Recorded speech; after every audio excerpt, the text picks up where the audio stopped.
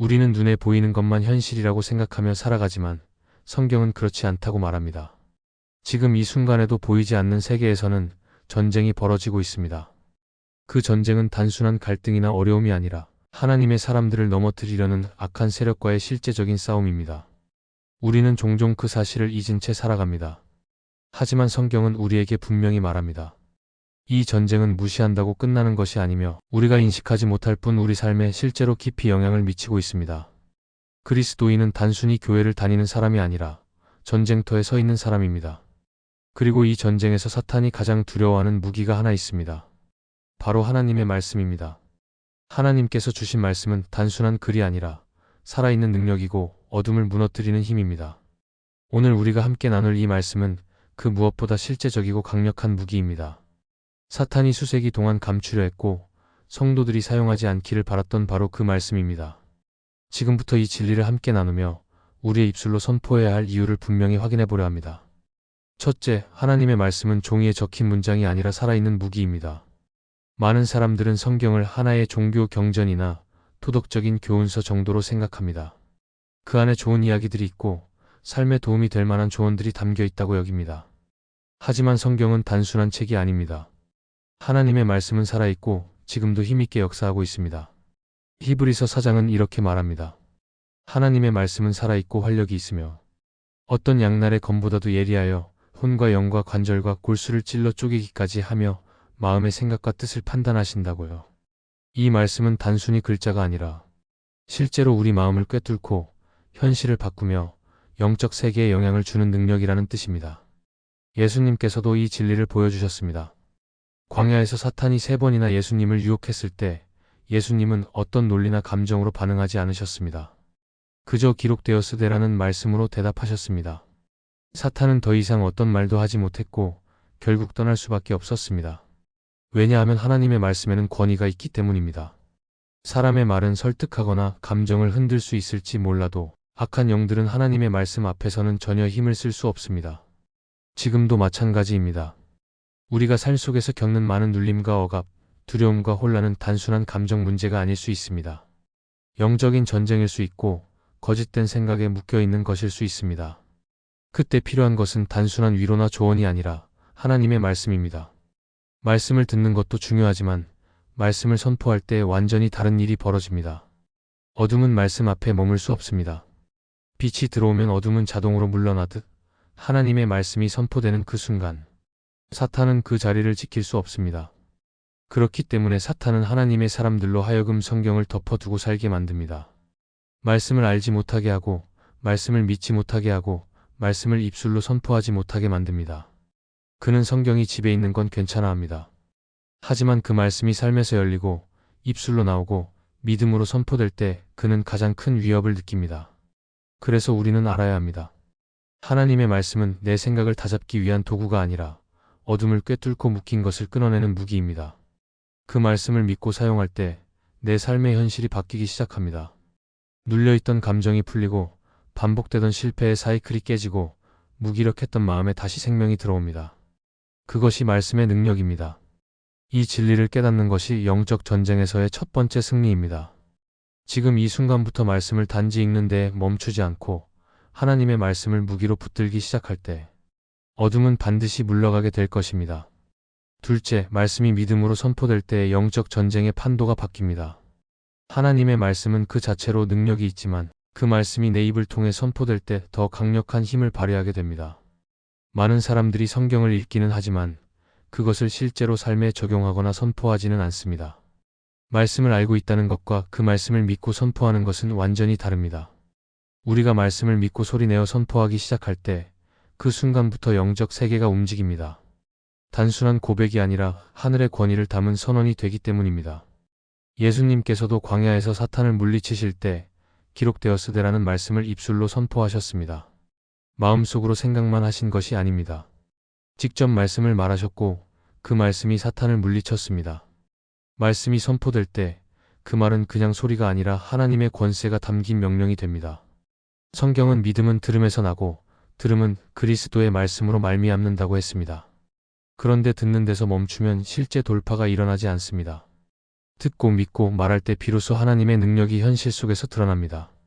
말씀이 입술로 선포될 때 영적 세계에서는 진리가 어둠을 밀어냅니다. 그 순간 두려움은 후퇴하고 거짓된 생각은 힘을 잃게 됩니다. 실제로 수많은 사람들이 수년간 억눌림과 실패 속에 살아왔지만 어느 날부터 하나님의 말씀을 믿음으로 선포하기 시작하자 삶이 조금씩 바뀌기 시작했습니다.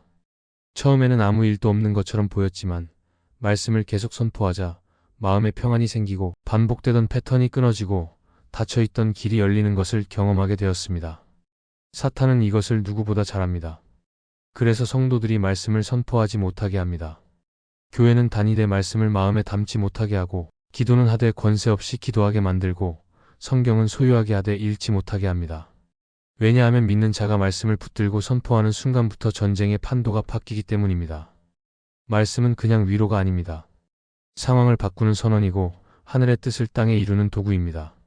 사탄은 우리를 공격할 수 있어도 하나님 말씀 앞에서는 절대로 버틸 수 없습니다. 지금 당신이 삶에서 돌파가 필요하다면 해야 할 일은 하나입니다. 상황을 보며 낙심하는 것이 아니라 하나님 말씀을 믿고 선포하는 것입니다. 그 순간부터 상황은 당신의 편이 아닐지라도 하나님은 움직이시고 어둠은 물러나며 눌림은 풀리기 시작합니다. 이것이 믿음의 선포입니다. 말씀을 마음속에만 담지 말고 입술로 말하며 현실 가운데 선포하십시오. 그것이 바로 어둠을 이기는 능력입니다. 셋째, 말씀을 선포하는 삶에는 반드시 돌파가 일어납니다. 하나님의 말씀은 단지 마음의 위로를 주는 글이 아닙니다. 실제 삶을 변화시키는 능력입니다. 어떤 사람은 오랜 시간 눌림 속에 살았습니다. 반복되는 실패, 쉽게 빠져나오지 못하는 두려움, 끊어지지 않는 중독이나 정서적인 무기력 같은 것들이 계속 삶을 붙잡고 있었습니다. 하지만 어느 날 그 사람이 하나님의 말씀을 매일 입술로 선포하기 시작했습니다. 처음에는 아무런 변화도 없는 것 같았지만 어느 순간 마음에 이상한 평안이 찾아오고 전에 없던 담대함이 생겼습니다. 관계가 회복되기 시작했고 문제라고만 생각했던 상황들이 새로운 문이 되어 열리기도 했습니다. 이것은 우연이 아닙니다. 말씀을 꾸준히 선포했기 때문에 일어난 돌파입니다. 성경 속의 이야기들도 같은 원리로 이루어졌습니다. 여리고 성이 무너진 것도, 바울과 실라가 감옥에서 자유를 얻은 것도, 이스라엘 백성이 홍해를 건넌 것도 하나님의 말씀을 믿고 순종하며 그분의 뜻을 입술로 선포하고 행동했기 때문에 가능한 일이었습니다. 하나님은 말씀을 통해 일하시고 우리가 그 말씀에 반응할 때 실제적인 기적이 시작됩니다. 그리고 중요한 것은 꾸준함입니다. 엘리야가 비가 오도록 기도했을 때 처음 6번은 아무것도 보이지 않았습니다. 하지만 7번째 조그만 구름 하나가 나타났고 곧 큰 비가 쏟아졌습니다. 만약 그가 중간에 포기했다면 돌파는 없었을 것입니다. 우리도 마찬가지입니다. 말씀을 선포한다고 해서 당장 눈앞의 상황이 바뀌지 않을 수 있습니다.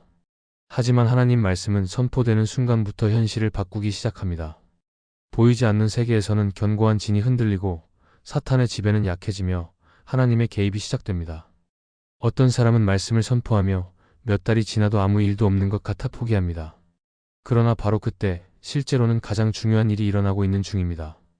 돌파는 인내하는 사람에게 찾아옵니다. 하나님의 말씀은 반드시 응답합니다. 성경은 말합니다. 하나님의 말씀은 헛되이 돌아가지 않고 반드시 하나님이 보내신 목적을 이루고 돌아온다고요. 그렇다면 우리가 해야 할 일은 말씀을 붙들고 끝까지 선포하는 것입니다.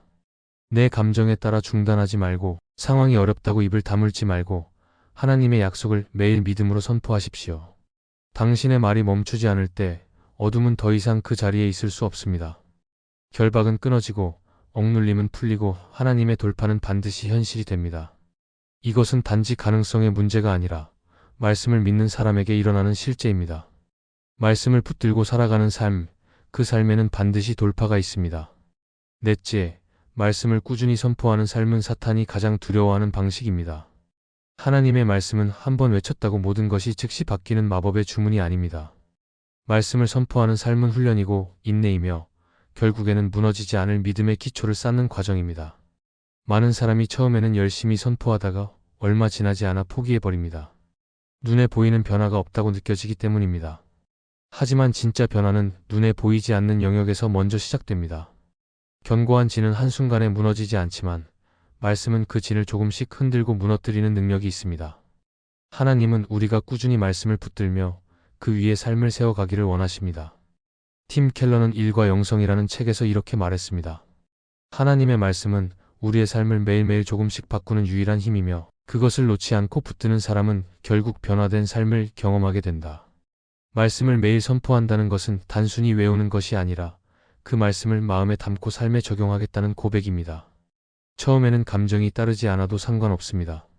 중요한 것은 진리를 계속 입술로 말하는 것입니다. 말씀이 계속 선포될 때 내 안의 두려움은 약해지고 혼란은 정리되며 하나님을 신뢰하는 믿음이 자라납니다. 영적 전쟁에서 가장 강력한 무기는 말씀이고 가장 중요한 전략은 꾸준함입니다. 사탄이 가장 두려워하는 것은 그리스도인이 그 말씀의 능력을 진짜로 믿고 그것을 삶에서 계속 사용하는 것입니다.